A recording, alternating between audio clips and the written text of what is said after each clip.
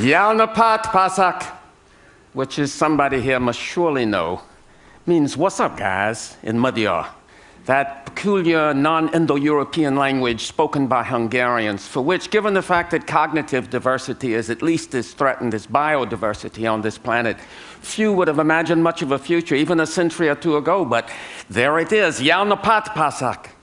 I said, somebody here must surely know, because despite the fact that there aren't that many Hungarians to begin with, and the further fact that so far as I know there's not a drop of Hungarian blood in my veins, at every critical juncture of my life there has been a Hungarian friend or mentor there beside me. I even have dreams that take place in landscapes I recognize as the landscapes of Hungarian films, especially the early movies of Miklos Janso. So, how do I explain this mysterious affinity?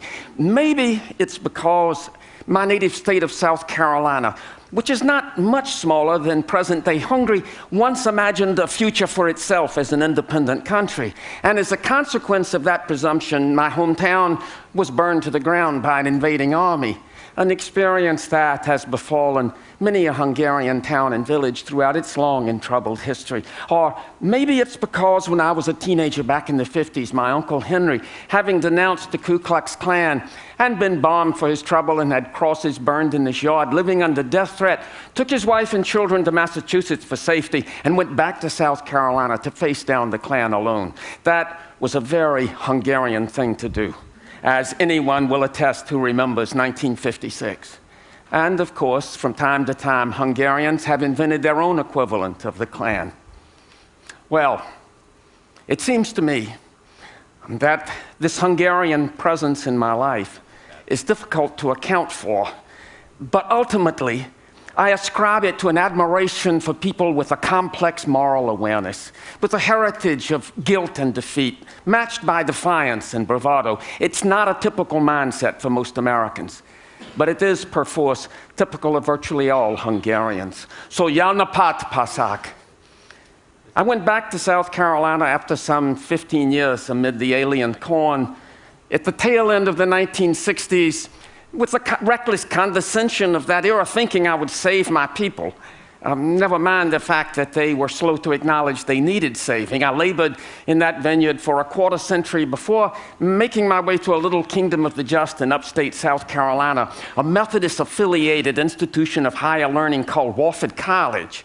I knew nothing about Wofford and even less about Methodism, but I was reassured on the first day that I taught at Wofford College to find among the auditors in my classroom a 90-year-old Hungarian, surrounded by a bevy of middle-aged European women who seemed to function as an entourage of Rhine maidens.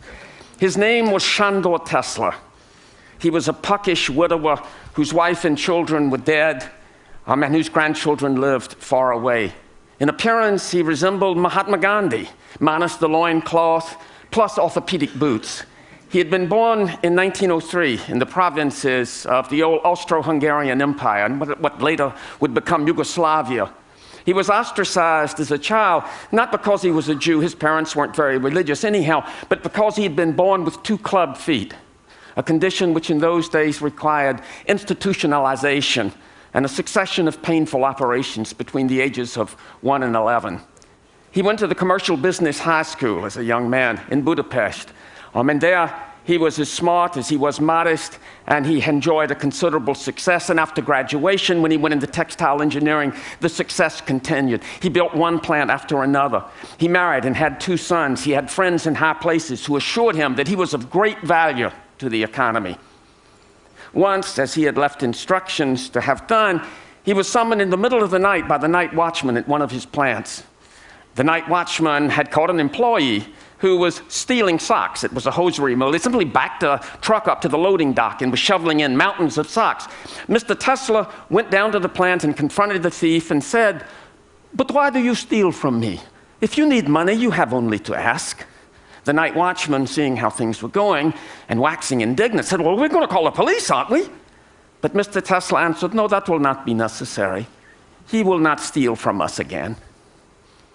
Well, maybe he was too trusting, because he stayed where he was long after the Nazi Anschluss in Austria, and even after the arrest and deportations began in Budapest.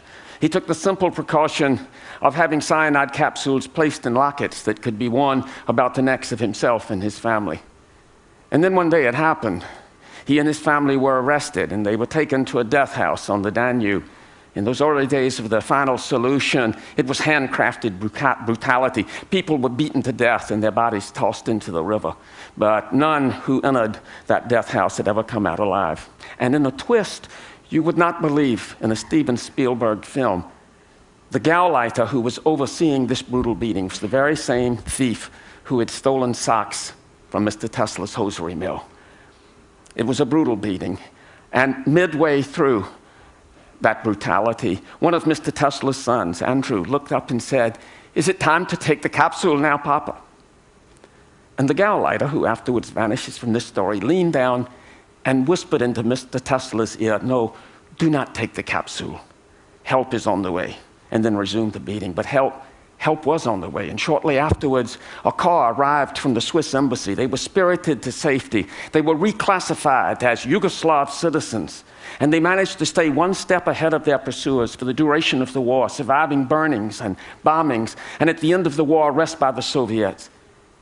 Probably Mr. Tesla had gotten some money into Swiss bank accounts, because he managed to take his family first to Great Britain, then to Long Island, and then to the center of the textile industry in the American South, which, as chance would have it, was Spartanburg, South Carolina, the location of Wofford College. And there, Mr. Tesla began all over again, and once again achieved immense success, especially after he invented a process for manufacturing a new fabric called double knit. And then in the late 1950s, in the aftermath of Brown versus Board of Education, when the Klan was resurgent all over the South, Mr. Tesla said, "I have heard this talk before." And he called his top assistant to him and asked, "Where would you say in this region racism is most virulent?" "Well, I don't rightly know, Mr. Tesla. I reckon that would be Kings Mountain." "Good. Buy us some land in Kings Mountain and announced we are going to build a major plant there." The man did as he was told, and shortly afterwards, Mr. Tesla received a visit from the white mayor of Kings Mountain. Now, you should know that at that time, the textile industry in the South was notoriously segregated. The white mayor visited Mr. Tesla and said, "Mr. Tesla, I trust you're going to be hiring a lot of white workers." Mr. Tesla told him, "You bring me the best workers that you can find, and if they are good enough, I will hire them." He also received a visit from the leader of the black community, a minister who said, "Mr. Tesla, I sure hope you're going to hire some black workers for this new plant of yours." He got the same answer. "You bring me the best workers that you can find, and if they are good enough, I will hire them." As it happens, the black minister did his job better than the white mayor, but that's neither here nor there. Mr. Tesla hired 16 men, 8 white, 8 black. They were to be his seed group, his future foremen. He had installed the heavy equipment for his new process in an abandoned store in the vicinity of Kings Mountain.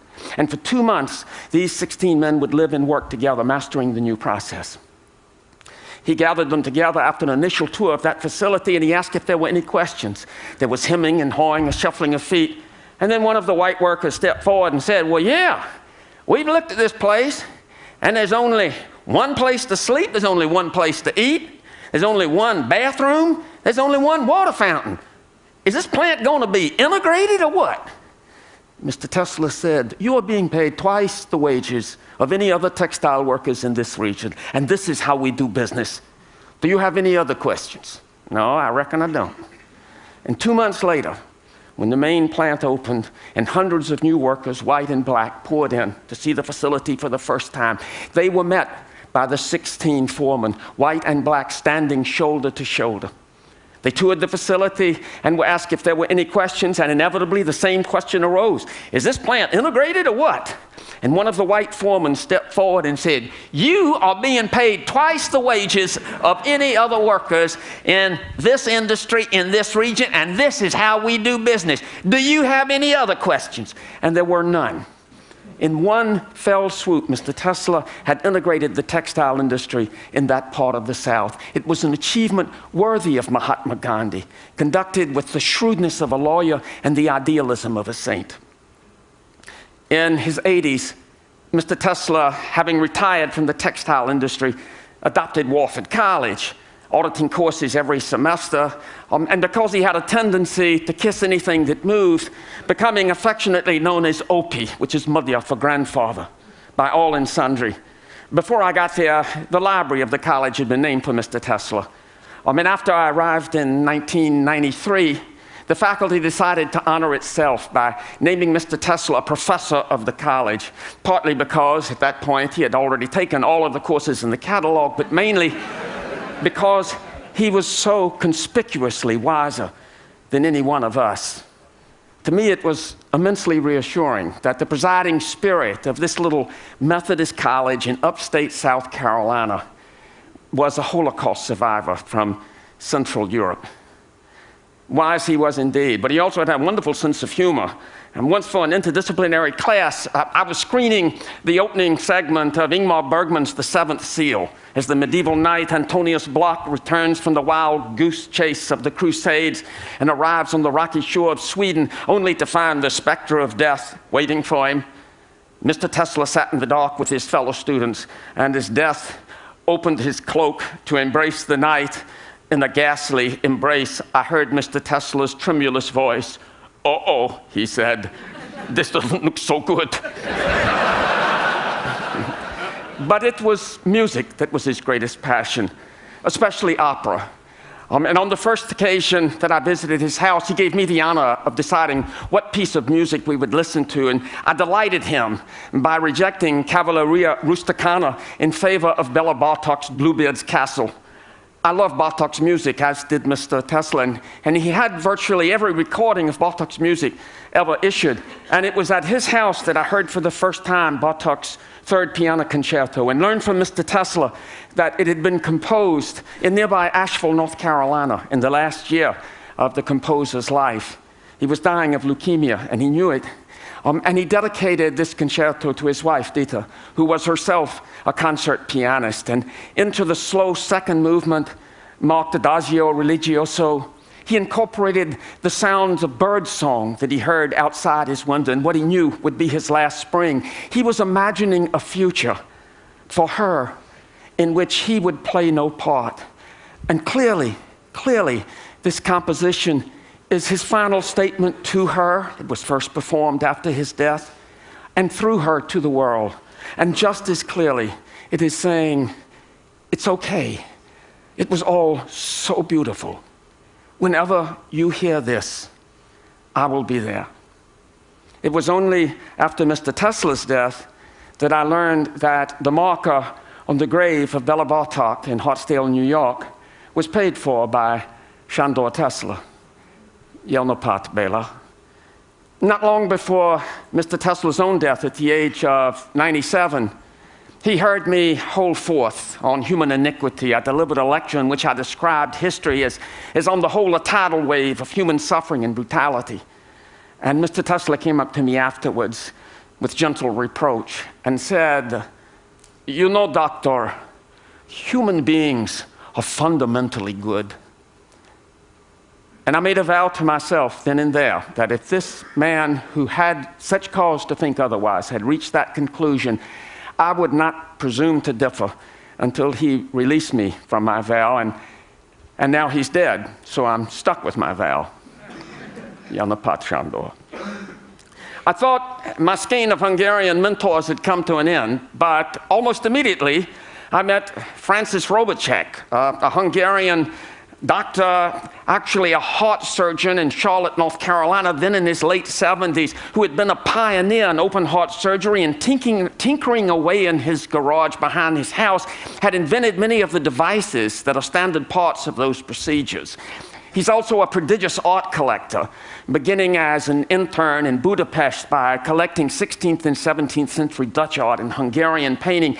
And when he came to this country, moving on to Spanish colonial art, Russian icons, and finally, Mayan ceramics. He's the author of 7 books, 6 of them on Mayan ceramics. It was he who broke the Mayan Codex, enabling scholars to relate the pictographs on Mayan ceramics to the hieroglyphs of the Mayan script.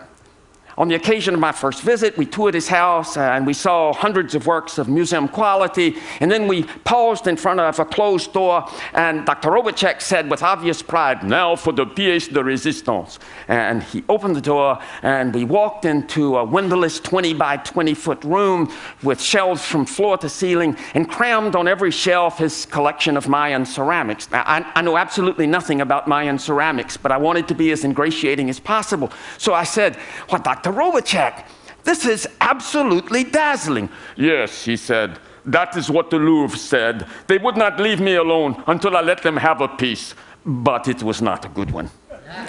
Well, it occurred to me that I should invite Dr. Robotchek to lecture at Walford College on what else? Leonardo da Vinci. And further, I should invite him to meet my oldest trustee, who had majored in French history at Yale some 70-odd years before, and at 89 still ruled the world's largest privately owned textile empire with an iron hand. His name is Roger Millikan. And Mr. Millikan agreed, and Dr. Robotchek agreed, and Dr. Robotchek visited and delivered the lecture, and it was a dazzling success. And afterwards, we convened at the president's house with Dr. Robotchek on one hand, Mr. Millikan on the other, and it was only at that moment as we were sitting down to dinner that I recognized the enormity of the risk I had created, because to bring these two titans, these two masters of the universe together, it was like introducing Mothra to Godzilla over the skyline of Tokyo. If they didn't like each other, we could all get trampled to death. But they did. They did like each other. They got along famously until the very end of the meal. And then they got into a furious argument. And what they were arguing about was this: whether the second Harry Potter movie was as good as the first. Mr. Millikan said it was not. Dr. Robotchek disagreed. I was still trying to take in the notion that these titans, these masters of the universe, in their spare time watch Harry Potter movies, when Mr. Millikan thought he would win the argument by saying, "You just think it's so good because you didn't read the book." And Dr. Robotchek reeled back in his chair, but quickly gathered his wits, leaned forward and said, "Well, that is true. But I'll bet you went to the movie with a grandchild." "Well, yes, I did," conceded Mr. Millikan. "Aha!" said Dr. Robotchek. "I went to the movie all by myself." And I realized in this moment of revelation that what these two men were revealing was the secret of their extraordinary success, each in his own right. And it lay precisely in that insatiable curiosity, that irrepressible desire to know, no matter what the subject, no matter what the cost, even at a time when the keepers of the doomsday clock are willing to bet even money that the human race won't be around to imagine anything in the year 2100, a scant 93 years from now. Live each day as if it is your last, said Mahatma Gandhi. Learn as if you'll live forever. This is what I am passionate about. It is precisely this. It is this inextinguishable, undaunted appetite for learning and experience, no matter how risible, no matter how esoteric, no matter how seditious it might seem. This defines the imagined futures of our fellow Hungarians, Robotchek, Tesla, and Bartók, as it does my own, as it does, I suspect, that of everybody here. To which I need only add, Ejami Munkank, es nemes kevis. This is our task. We know it will be hard. Ejami Munkank, es nemes kevis. Jana pat, pasak.